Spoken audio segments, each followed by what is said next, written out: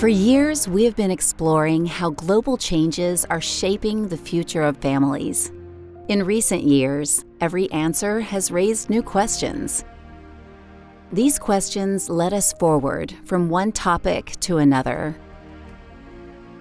In 2025, we conducted nearly 100 interviews across 4 continents to better understand the patterns behind the numbers.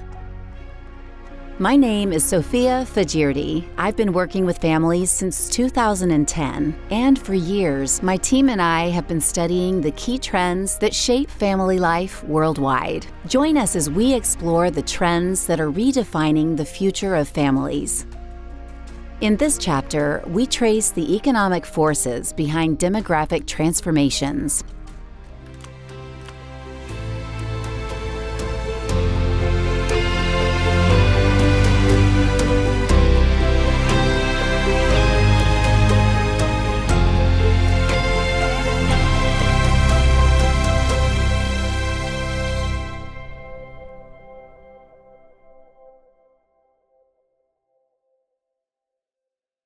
For decades, the world's population kept growing at a remarkable pace. But today, in more and more countries, that growth has reversed.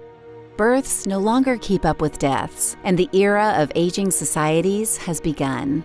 The balance is shifting. Fewer young people entering the workforce, more people retiring. The world is changing slowly, and so are we.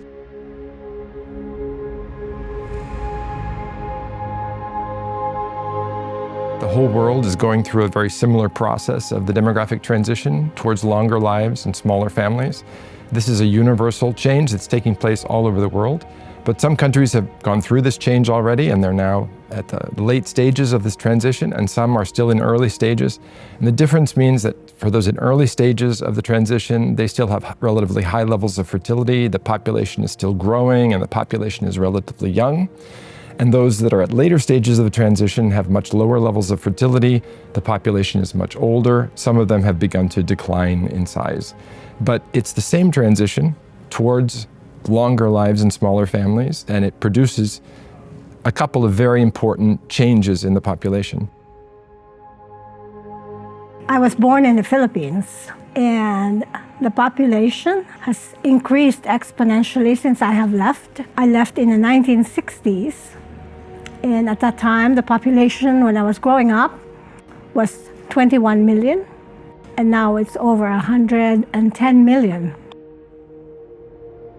就是我是因为独生子女政策的时候出生的，所以我没有我的兄弟姐妹们。但是我觉得呢，这个政策呢不是正确的选择。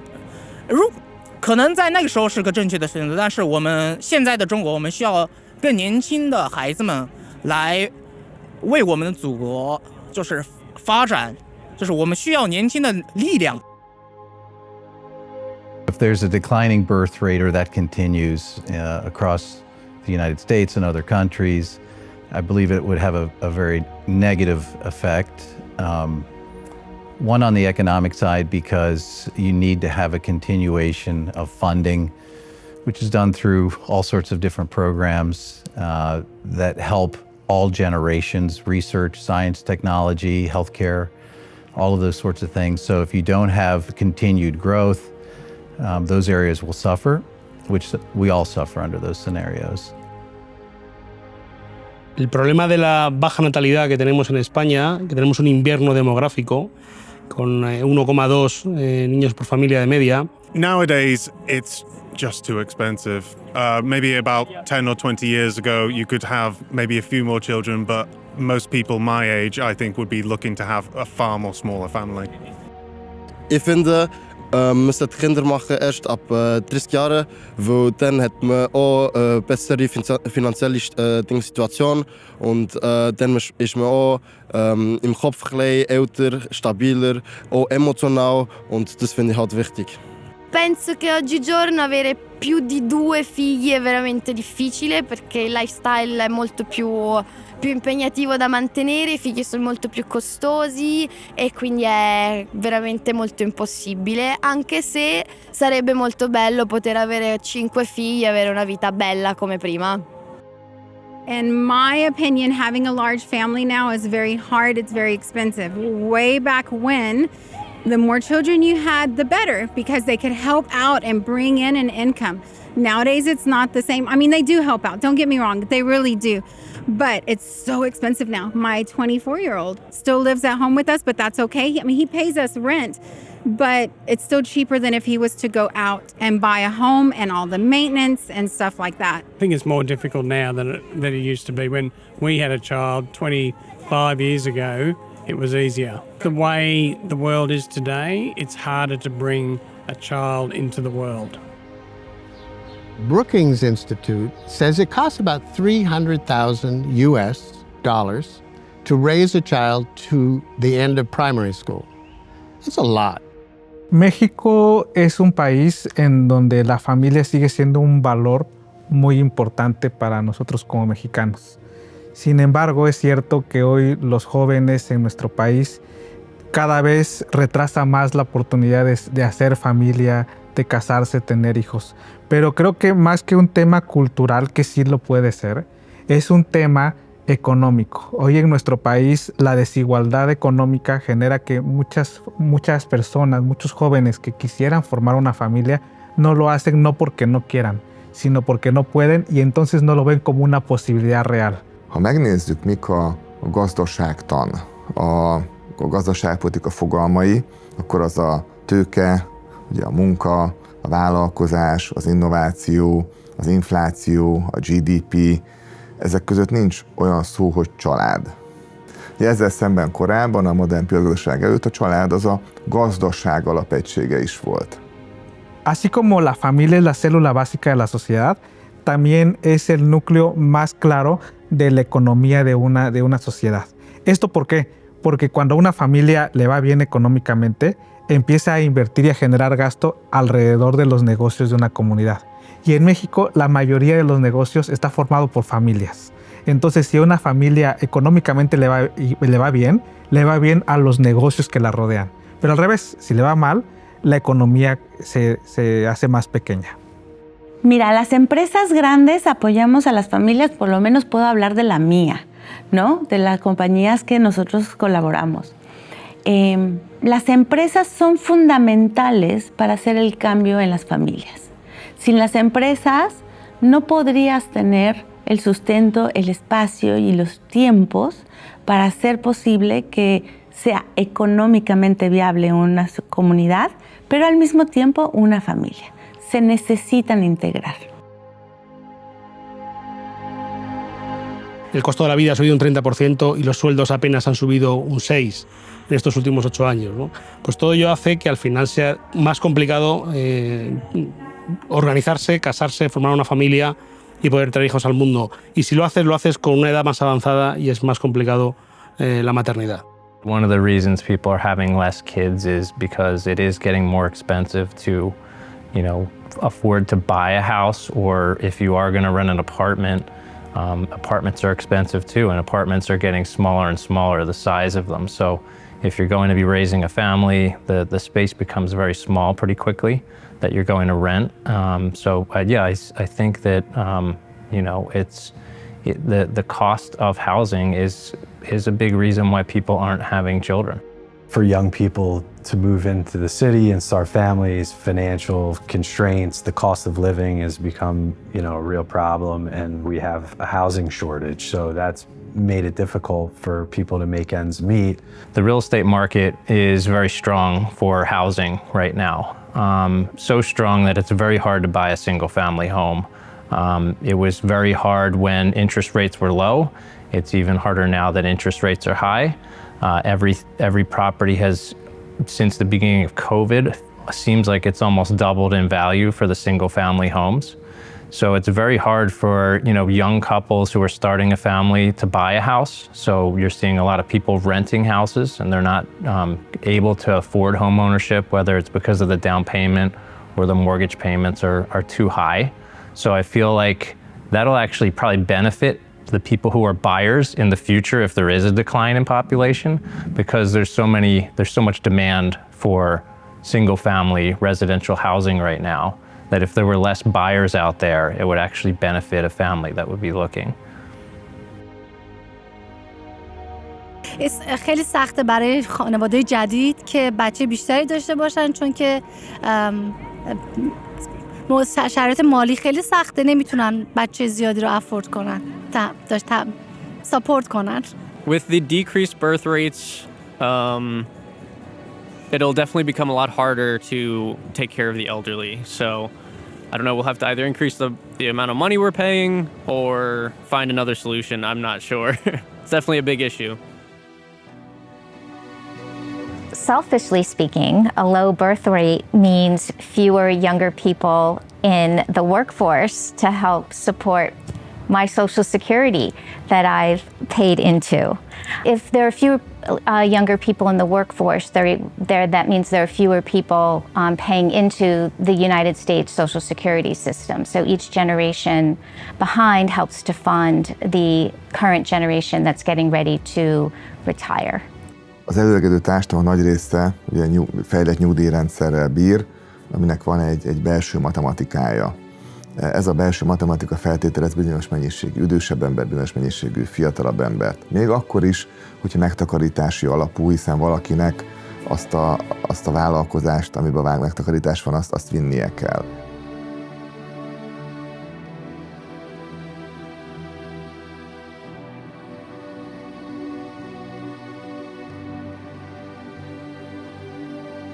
C'est vrai que quand on sera vieux, on ne sait pas trop qui va payer nos retraites, et donc du coup c'est aussi peut-être pour ça qu'on n'a pas envie de donner ça à nos enfants aussi, on n'a pas envie qu'ils aient les mêmes problèmes que nous. La crisis de natalidad aún no está tan presente en la agenda pública y eso es un error, porque se ha creído que la natalidad es un tema o moral o exclusivamente privado. Sin embargo, el que haya menos hijos por familia en el tiempo va a ser insostenible un sistema de pensiones en nuestro país y ese es un gran reto. There is no single policy measure that can solve the challenge of low birth rates. What we need are multiple interconnected measures, ones that adapt to individual life circumstances. Only then can we prevent the economic restructuring caused by declining birth rates from turning into a real crisis. A modern piacgazdaság fogalmai között nincs benne a család, emiatt ez egy ilyen plusz tehernek tűnhet sokszor. Van egy életem, aminek vannak meghatározott állomásai, tanulok, dolgozok, nyugdíjas leszek, karriert építek, vagy nem, de hogy van egy elvárt út, és közben még család is kell. És akkor ezt próbálja segíteni a rendszer a mikroszintű intézkedésekkel, hogy azért ezt meg tud tenni a nagy elvárás mellett. De szerintem be kell érteni a nagy elvárásba, nem külső elvárásba, hanem magunkkal szembeni elvárásba, hogy ez része legyen a projektnek. The policies that have been the most effective in terms of raising the birth rate are those that address people's everyday situation over a period of time. In other words, the concerns that parents have about balancing work and family responsibilities, and in particular the issue of childcare, which affects anyone who's raising children. And there have been efforts by the government as well to change people's behaviors, and these are all successful to a degree, but there are limits to what you can do with policy, and often the effects are temporary, especially the effects to raise the birth rate in many countries. Many countries have tried this and they've been somewhat successful, but often the effects are small and temporary. Hay ciudades como donde estamos ahora, en San Nicolás de los Garza, donde hay apoyos cuando una mujer embarazada, para los temas de salud, para los temas de vivienda. La ciudad de San Nicolás es una ciudad metropolitana ubicada en el norte de la capital. Es una población de aproximadamente 500,000 de habitantes y es una sociedad que poco a poco en este siglo ha ido incrementando la edad promedio de nuestra población, porque es una ciudad completamente urbanizada, con poca oferta de vivienda, y que además en este reto de que la sociedad en promedio ha elevado su edad, hoy tenemos un gran compromiso para hacer reconstrucción de adultos mayores, familias jóvenes y nietos. Si no hay un apoyo de la parte social, que es la familia, si no ayudamos a la infraestructura humana, entonces no puede beneficiarse de lo que está en infraestructura física. Por eso la apuesta a ayudar a la familia para dejarlo de ver como un bien privado y verlo como un bien público. A ver, es todo un reto. No podríamos entender la familia sin el componente económico, ni el componente económico sin la familia. Es decir, estamos convencidos que estando en familia eres más productivo que no siéndolo, porque hay un objetivo. El reto está en que el balance entre el trabajo y la dedicación a la familia hoy no es tan bueno como quisiéramos. En muchos hogares alrededor de México no existen esos apoyos y creo que ese es el gran reto que tenemos como país, que la política familiar no sea solo una política local, que es muy valiosa, sino que sea una política nacional y prioritaria para que todas las familias en México puedan tener un piso común para salir adelante.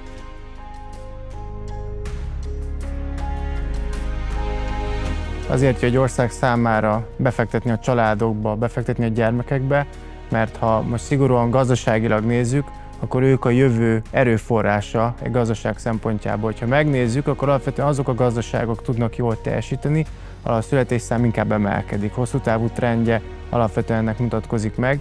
És hát a másik nagyon fontos, hogy egy társadalomnak az alapköve a család. Hogyha a családok megvannak, hogyha a családok tudnak gyarapodni, bővülni, az összességében azt tudja jelenteni, hogy egy gazdaság tud növekedni.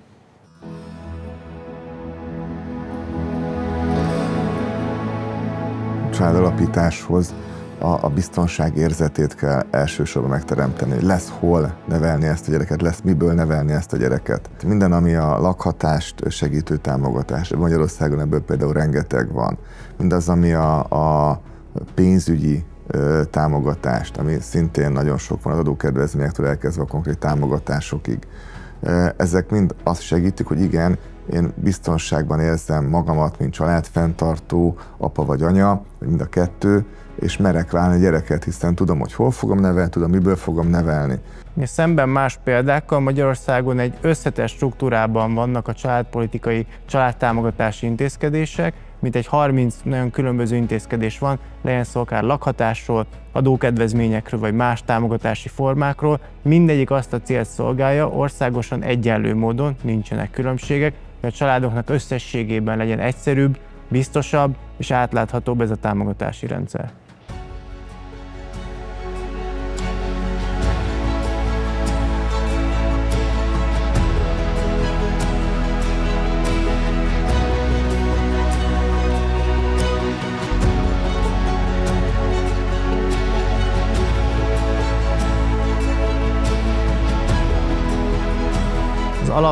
Az alapvető kiinduló pont a lakhatás, hogyha egy családról beszélünk. Számos intézkedés már korábban 2010 óta elindult, most a legfrissebb az Otthon Start program, amelynek célja, hogy a piacinál gyakorlatilag lényegesen kedvezőbb, kevesebb mint fele akkora kamatozással tud egy indulást biztosítani a fiatalok számára. Fix hitellel előre kiszámítható és biztos módon tudnak az első ingatlanjukhoz, a saját tulajdonokhoz jutni. Munkához kötött adókedvezmények, munkához kötött különböző egyéb támogatások valósulnak meg, élethelyzethez igazítva, mert mi azt mondjuk, hogy nem szeretnénk, hogy valaki otthagyja a karrierjét, otthagyja a jól fizető állását, hogy gyermeket tudjon vállalni. Tudjuk, hogy ez egy nehéz döntés, és ehhez igazítva hoztuk létre ezt a komplex családtámogatási rendszert. Magyarország rekordmagas, majdnem GDP arányosan 5%-ot költ családtámogatásokra, ha mindenféle intézkedést egybeveszünk. Erre pedig azért van lehetőség, mert egyrészt van erre egy politikai döntés, hogy a családok kiemelt helyen vannak a gazdaságban, a költségvetésben épp úgy, mint a kormány egyéb intézkedéseiben, a másik pedig, hogy alapvetően azt gondoljuk, hogy a családok bővülése az gazdaságilag is hozzájárul a sikerhez, hiszen nyilvánvaló, a családok a másik oldalon többet fogyasztanak, és a családok jelentik a munkaerőt a későbbi években, tehát hosszú távon is egy befektetést jelent a család, így nyilvánvalóan meg lehet közelíteni úgy, hogy mennyi pénzbe kerül ez a támogatások szintjén, de a másik oldalon meg a világon a legértékesebb dolog mégiscsak a gyermek, mégiscsak a család. In the long run, family-friendly policies are essential, but in the short term, we also have to act to keep our economies alive. Óhatatlan, hogyha nem születik elég ember, akkor vagy importálni kell embereket, vagy tovább kell dolgozni. Nem igazán van más megoldás, bármekkora hatása is lesz a mesterséges intelligenciának. In order to be responsible in this, they need to show the whole truth. They need to show that this is hard work, that this is dedication to a family and growing your kids and raising your kids, and it's expensive. The benefits far outweigh the cost. You always find a way to get things done. And for the country and really the world in general, having children is our future, right? The children are the ones that are going to be taking care of us when we're elderly, making policy, helping for different social programs, funding obligations, all those sorts of things for healthcare and what's important for all of us. A család nem puha téma. A család a legkeményebb témák egyike, fontosabb, mint az éves GDP. Ha van család, abból lesz GDP is.